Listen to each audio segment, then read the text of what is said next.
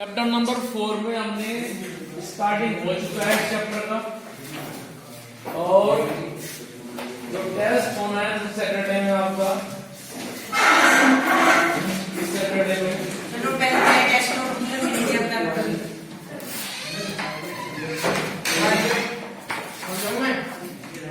Lesson number 5 lesson हो चुका है। चैप्टर नंबर 4 ये हमने शुरू किया था लास्ट टाइम, और इसमें हमने डिस्कस किए थे कुछ टॉपिक। चैप्टर नंबर 4 में ही हमने डिस्कशन ये किया था कि किसको बोलेंगे आप क्वाड्रेटिक इक्वेशन और किसको नहीं बोलेंगे। जो दिन थे उनको पता होगा, ये सैटरडे की बात है। Page number 72। तो मैंने बताया था कि एक ऐसी इक्वेशन जिसको आप ax square plus bx plus c plus 2 0 की फॉर्म में लिख सके, उसको बोलते हैं क्वाड्रेटिक इक्वेशन। और ऐसी इक्वेशन में मैक्सिमम पावर ऑफ x हमेशा 2 होती है, 2 से कम नहीं होगी, ज्यादा नहीं होगी, एग्जैक्ट 2 होती है। जैसे कि 7x square plus 4x plus 6 equals to 0, जैसे कि 4x square plus 8x plus 10 equals to 0। तो इस तरह का जो फॉर्मेट है उसको बोलते हैं हम क्वाड्रेटिक इक्वेशन। ये बात आप ध्यान रखें।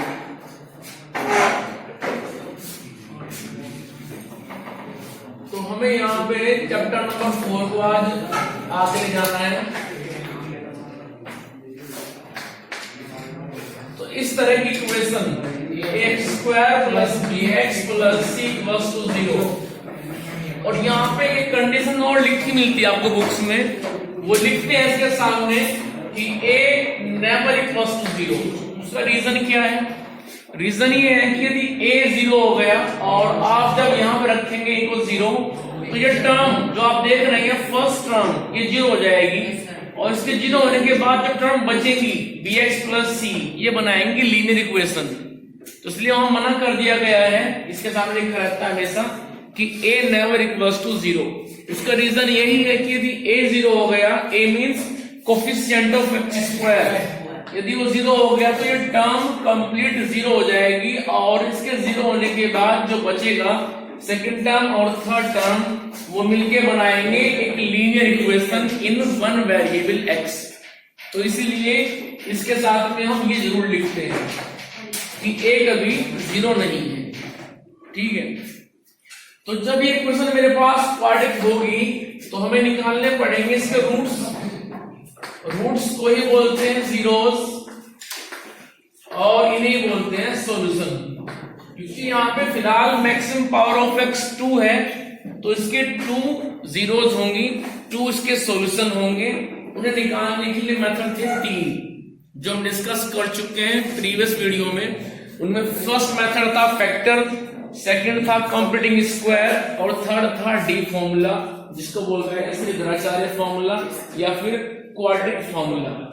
वो डिस्कशन हो चुका है, और अभी हमें चलना है नेक्स्ट टॉपिक जो हमने स्टार्ट किया था, जो रह गया था नेचर ऑफ रूट्स।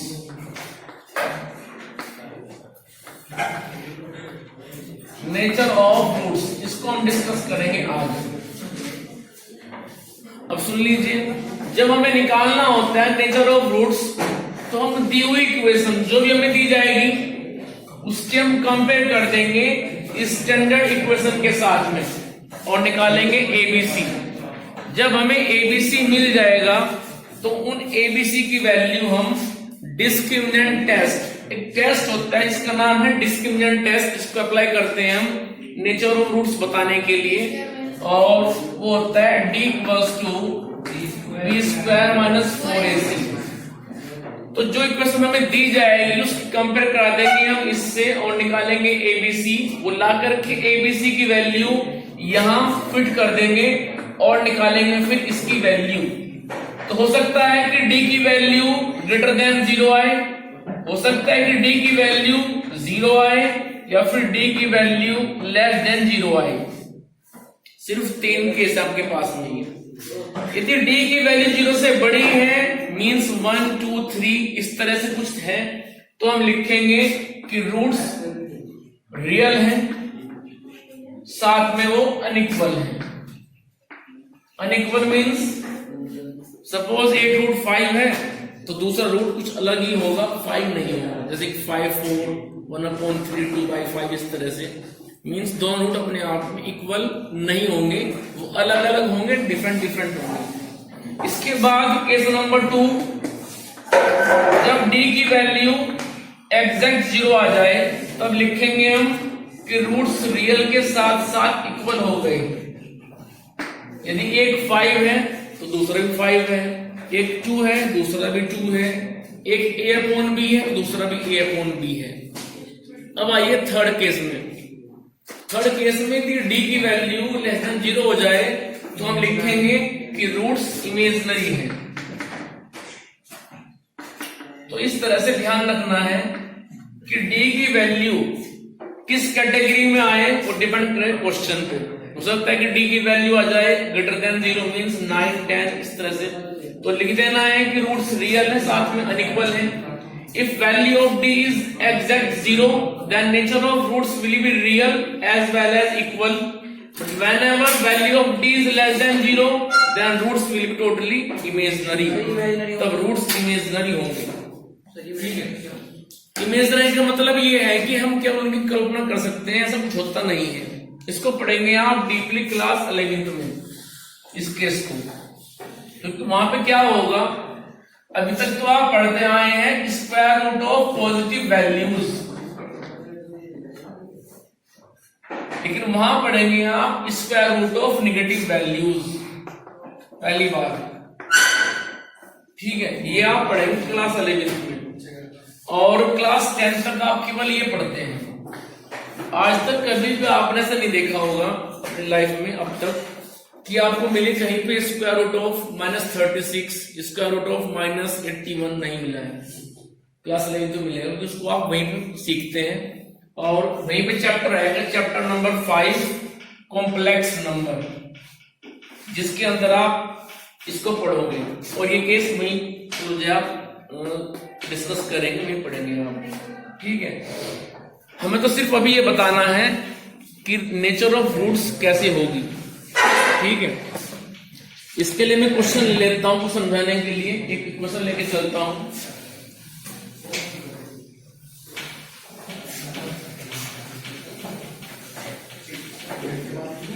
मान लीजिए मेरे पास में इक्वेशन है 2x² + 4x - 6 = 0। ये दी गई है तो मेरे पास में इक्वेशन, और हमारा जो मोटिव है वो है नेचर निकालने की। वो कहेंगे आपसे इसको आप सोल्व मत कीजिए, बिना सोल्व किए नेचर बताइए, नेचर रूट्स क्या होगी। उसमें हम क्या करेंगे, इसकी कंपेयर कर देंगे हम x² + bx + c = 0 के साथ में। यहाँ पे कोफिशिएंट ऑफ x² a है, यहाँ पे 2 है, सो a will be 2, b will be 4 and c will be -6। इस तरह से हम ABC निकाल लेंगे। ABC निकालने के बाद ये वैल्यू रखेंगे d = 2 b² - 4ac में। Value of b is 4 -4 a is 2 c is -6, so 16 minus plus 4 2s are 8 into 6 48, so result is 64 means greater than 0। d की वैल्यू आई है 64 तो ग्रेटर देन 0 है, और जब d की वैल्यू 0 से बड़ी होती है तो हमें लिखना पड़ता है nature of roots will be real as well as unequal. तो लिखेंगे हम nature of roots is real and unequal. वो रूट्स रियल भी हैं, साथ साथ वो अनइक्वल भी हैं। ऐसे करते हैं क्वेश्चन को। चलिए, ये टॉपिक हो गया। इसके बाद में आता है लास्ट टॉपिक, आपके यहाँ पे आएंगे वर्ड प्रॉब्लम। वर्ड प्रॉब्लम जो दी गई है उनको समझना है। एक वेरिएबल सिर्फ एक्स लेके चलेंगे, दो वेरिएबल नहीं लेंगे और कन्वर्ट करेंगे उनको हम X square plus B X plus C equal to 0 की फॉर्म में, तब जाके वहां से हम एक्स निकाल पाएंगे। तो चलिए एक्सरसाइज फर्स्ट ओपन कीजिए। अब शुरू करते हैं एक्सरसाइज 4.1 देखिए, page number 73, question number 1। Question number 1 में 8 पार्ट दिए हुए हैं और हमें चेक करके बताना है इन 8 पार्ट में कि कौन कौन सी क्वेश्चन क्वाड्रेटिक है और कौन कौन सी नहीं है। क्वेश्चन नंबर 1 में सभी क्वाड्रेटिक क्वेश्चन नहीं है, इनमें से कुछ है कुछ नहीं है, तो वो आप तब बता पाएंगे जब आप इसको सिंप्लीफाई करेंगे। जैसे फर्स्ट पार्ट देखिए आप, क्वेश्चन नंबर 1 में फर्स्ट पार्ट लेफ्ट में है स्क्वायर ऑफ एक्स प्लस 1 और राइट में है 2 टाइम ऑफ एक्स माइनस 3। तो पहले आप लेफ्ट हैंड साइड में होल स्क्वायर को ओपन कीजिए, होल स्क्वायर को ओपन कीजिए, राइट साइड में 2 की मल्टीप्लाई कीजिए, फिर ट्रांसफर कीजिए सारी की सारी वैल्यू लेफ्ट हैंड साइड में, तब आप बता पाएंगे कि उसमें क्वाड्रेटिक है नहीं है। इसमें एक बात आप ध्यान दें, यदि आपको सोल्व करने के बाद इक्वेशन ऐसे मिलती है कि 4x square equals to 0, x square equals to 0, x square plus 5 equals to 0, तो ये सारे के सारे इक्वेशन अपने आप में क्वाड्रेटिक इक्वेशन होंगी, ठीक है, क्योंकि इन सब में x स्क्वायर है। सुनना कुछ, देखो क्वाड्रेटिक इक्वेशन के लिए ये मेन टर्म है, फिर चाहे आगे ये दोनों टर्म इसको मिले या ना मिले, इसको दोनों टर्म ये मिले या ना मिले कोई जरूरी नहीं है, लेकिन यदि ये फर्स्ट टर्म है तो उसको हम बोलेंगे क्वाड्रेटिक इक्वेशन। ये ध्यान रखिएगा, क्वाड्रेटिक इक्वेशन। चलिए तो देखिए आप क्वेश्चन नंबर 1 में फर्स्ट पार्ट करते हैं इसको।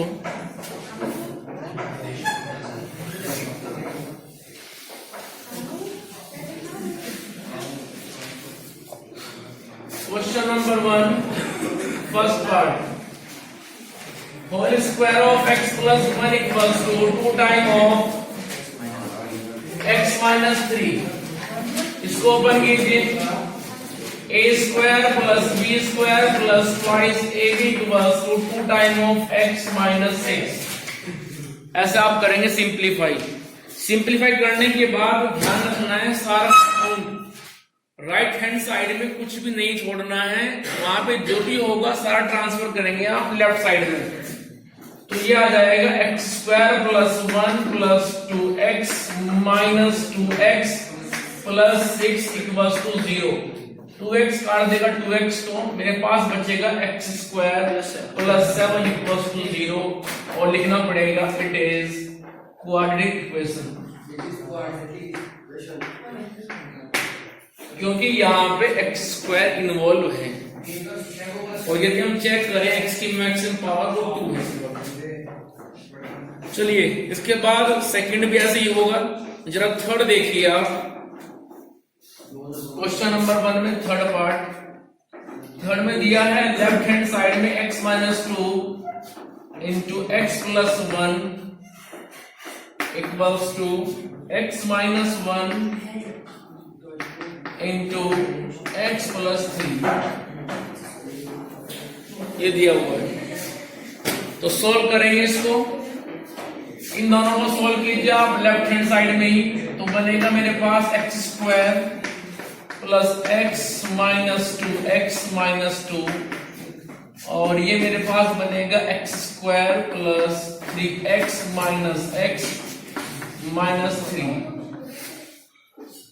इसके बाद एक्स स्क्वायर से एक्स स्क्वायर कट जाएगा, क्योंकि उतना ही उधर है इतना ही इधर है, सेम साइन है, पॉजिटिव पॉजिटिव। इधर बचेगा minus X minus 2 equals to, उधर बचेगा 2x माइनस 3। अब ट्रांसफर करेंगे इनको राइट से लेफ्ट में, minus X minus 2 minus 2x plus 3 equals to 0। So we have minus 3x plus 1 equals to 0. अब यहाँ पे जब हम चेक करते हैं x की मैक्सिमम पावर वो इस वक्त 1 है, और इसलिए ये इक्वेशन क्वाड्रेटिक इक्वेशन नहीं है। ठीक है, तो लिखना पड़ेगा नीचे इट इज नॉट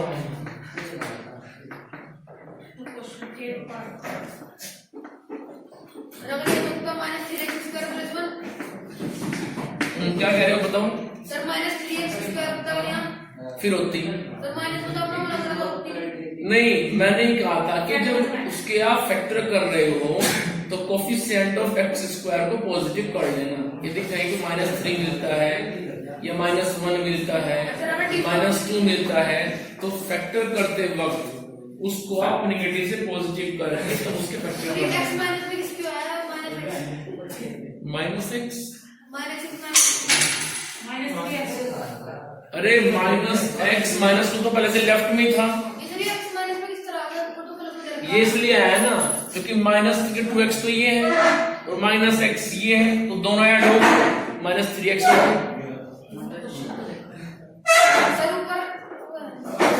देखो x² से तो कट गया x²,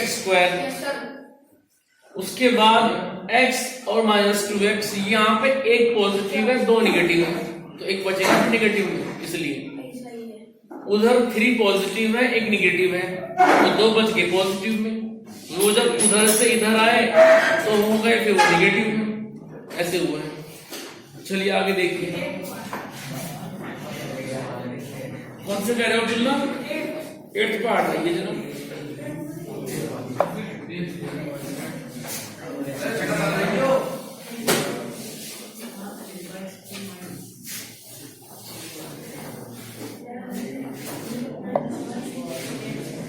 पहले 8th का लिखता हूं और 8th में है x³ -4x² -x + 1 equals to x - 2⁵ ये दिया हुआ है, बीच में ना बोले, मेरे सुनते रहे। हम यहाँ पे क्या करेंगे, जो ये लेफ्ट साइड की अमाउंट है ये तो रहेगी एज इट इज, इसमें कोई भी चेंज हम नहीं कर सकते। हम इसको ओपन करेंगे और यहाँ फॉर्मूला अप्लाई करेंगे हम whole cube of a - b। उसका फॉर्मूला क्या होता है? Whole cube of a - b square तो होता ही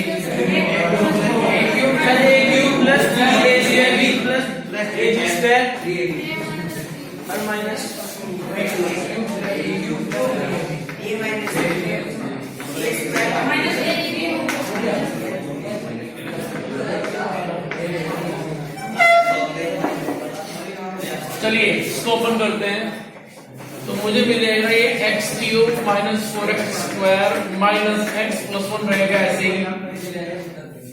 इसको ओपन करते हैं, यहाँ पे a के प्लेस पे आप x मान के चले, b के प्लेस पे आप 2 मान के चले, तो आएगा a³ मीन्स x³, उसके बाद आएगा फिर -2³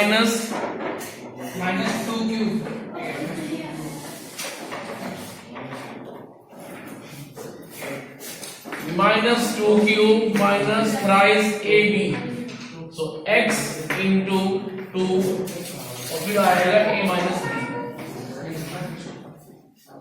इसके बाद में इसको आप और सोल्व करें तो ये बनेगा x³ -4x² -x + 1 equals to x³ minus ये बनेगा 8 -6x की मल्टीप्लाई x में करेंगे तो बनेगा -6x² -6x इंटू -2 तो बनेगा 12x। x³ से x³ कटेगा, उसके बाद जितना अमाउंट बचा हुआ है राइट साइड में उसको ट्रांसफर कर लीजिए लेफ्ट में, तो ये आ जाएगा -4x² -x + 1 + 8 + 6x² -12x = 0। 6 positive 4 negative तो बचेगा 2x² और उसके बाद में 12x और ये 1x, तो 13x, 8 1 9। यहाँ पे जब पावर चेक करते हैं हम x की मैक्सिमम पावर वो 2 है, और इसके लिए हम फिर नीचे लिख देंगे it is quadratic equation.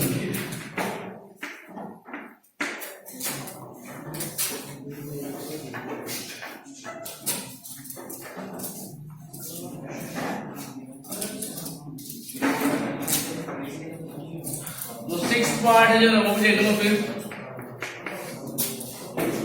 6th part में दिया हुआ है x² + 3x + 1 = whole square of x - 2।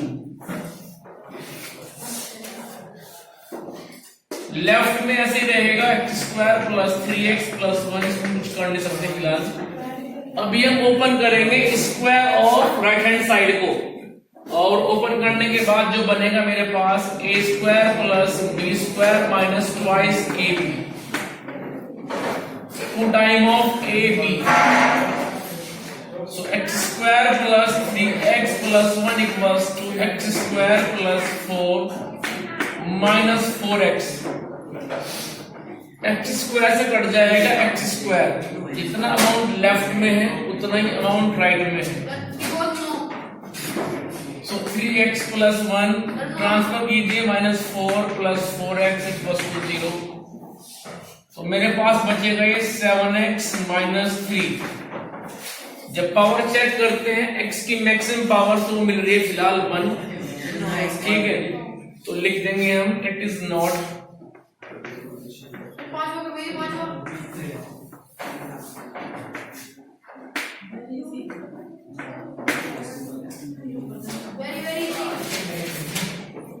Fifth में मल्टीप्लाई कीजिए इसकी। पहले की दोनों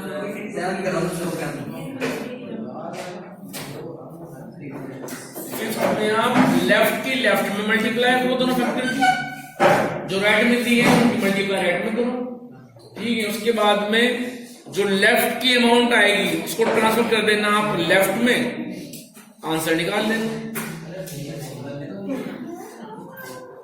इसके बाद क्वेश्चन नंबर देखिए आप 2। क्वेश्चन नंबर 2 में वर्ड प्रॉब्लम दी हुई है। देखिए फर्स्ट वर्ड प्रॉब्लम, वो कह रहे हैं फर्स्ट प्रॉब्लम में the area of rectangular plot, एक प्लॉट है जो रेक्टेंगल शेप में है और उसका एरिया 5 m² है। उस प्लॉट में जो लेंथ है वो ब्रेथ के डबल से एक ज्यादा है, जो लेंथ है वो ब्रेथ के डबल से एक ज्यादा है, ऐसा वो कह रहे हैं। तो बाद में पूछ रहे हैं आपसे कि बताइए उस प्लॉट की लेंथ क्या होगी और उस प्लॉट की ब्रेथ क्या होगी, क्वेश्चन है। तो हम क्या करेंगे, यहाँ पे मान लेंगे कि प्लॉट की जो ब्रेथ है वो फिलहाल उसकी x है, क्योंकि लेंथ की बात हुई है ब्रेथ के रेस्पेक्ट में, तो हम ब्रेथ को एज्यूम कर लेंगे, स्टार्टिंग करेंगे ब्रेथ से। तो ब्रेथ को हम x मान लेंगे, तो लेंथ हो जाएगी x का डबल मीन्स 2x, उसमें 1 ऐड करेंगे, तो 2x + 1 will be the length of that plot, ठीक है। तो हम यहाँ पे इसको जरा देखिए,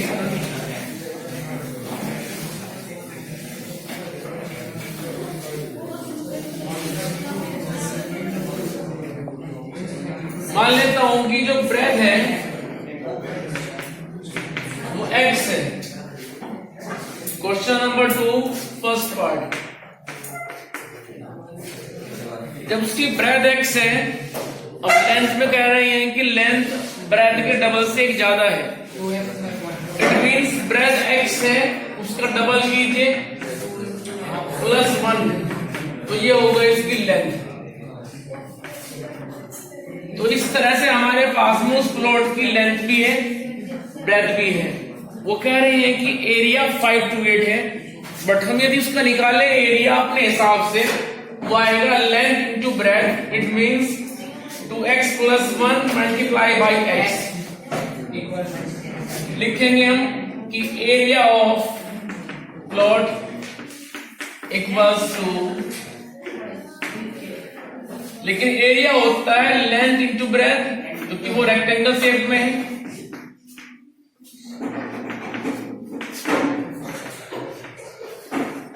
length is 2x plus 1,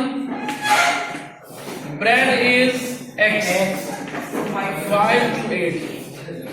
So 2x square plus x equals to 5 to 8.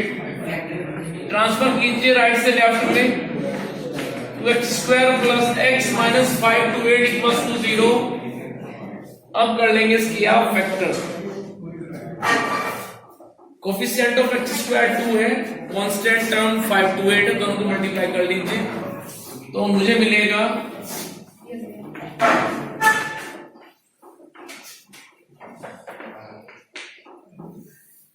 अब करेंगे इसके आप ऐसे फैक्टर जिनको मल्टीप्लाई करें तो यही मिले, लेकिन जब उनको माइनस करें तो 1 मिलना चाहिए।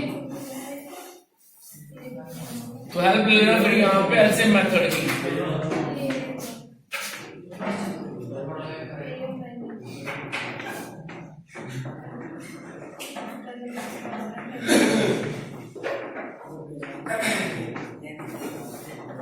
अब हमारे पास में आ गए 5 फैक्टर। इन 5 फैक्टर को आप हम ऐसे अरेंज करेंगे, मैंने बीच में बोलने से मना किया है,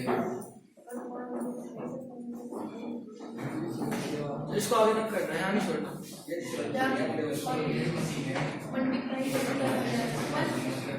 क्वेश्चन में तो ये छोड़ने के लिए बोला गया है, लेकिन इसमें आगे वो कह रहे हैं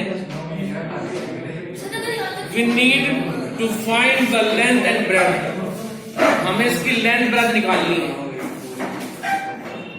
सीधे क्यों नहीं बैठते हो? जब हमें इसकी लेंथ और ब्रेथ निकालनी है तो हमें करने पड़ेंगे इसके फैक्टर। अब फैक्टर करते मैंने यहाँ पे हेल्प लिया इसे मेथड की, मेरे पास में आ चुके हैं ये 5 फैक्टर। ऐसे को यूज कीजिए, इनसे बनाइए आप 2 टर्म। ये सीट कौन किसका रहा है?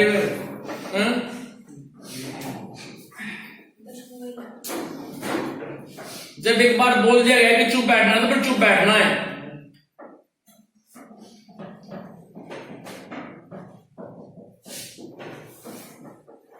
यदि किसी पूछना तो अब तक कुछ नहीं है, और जब बता रहे हैं तो पढ़ना कुछ नहीं है। इन 5 फैक्टर को ऐसे अरेंज करोगे, जब इनको मल्टीप्लाई करें तो मिले 1556, और जब माइनस करें तो मिले 1। बताओ क्या आएगा?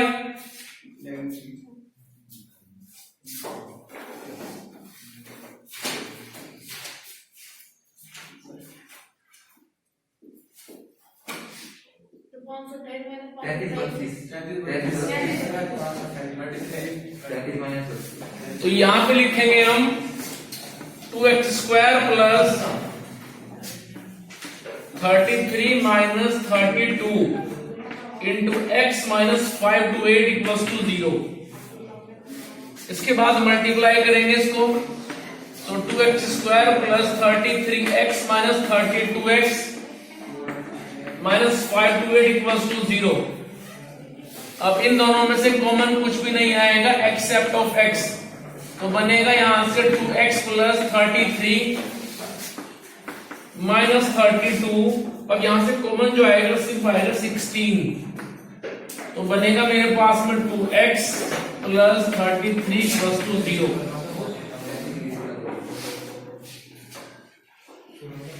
अब ये दोनों मेरे पास जो फैक्टर हैं दोनों सेम हो चुके हैं, तो इसको कॉमन लेके हम बाहर निकाल लेंगे।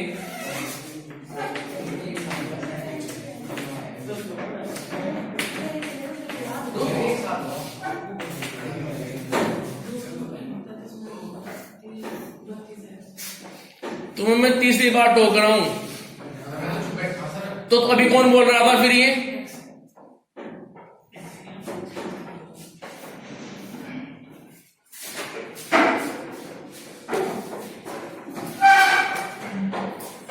लेसन होने दो, मैं करता हूं। फिफ्थ लेसन के बाद में, फिफ्थ और सिक्स है, इसके बाद देखते हैं, चलेंगे ऑफिस में लेकर के आप।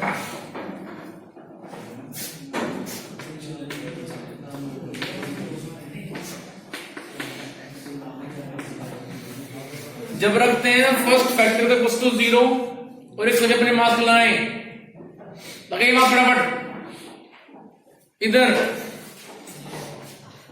क्यों भाई?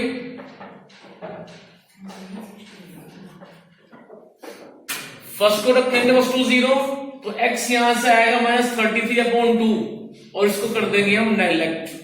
क्यों करेंगे उसके रीजन है, क्योंकि x को हमने एज्यूम किया था as a breadth, and breadth कभी भी निगेटिव नहीं हो सकती।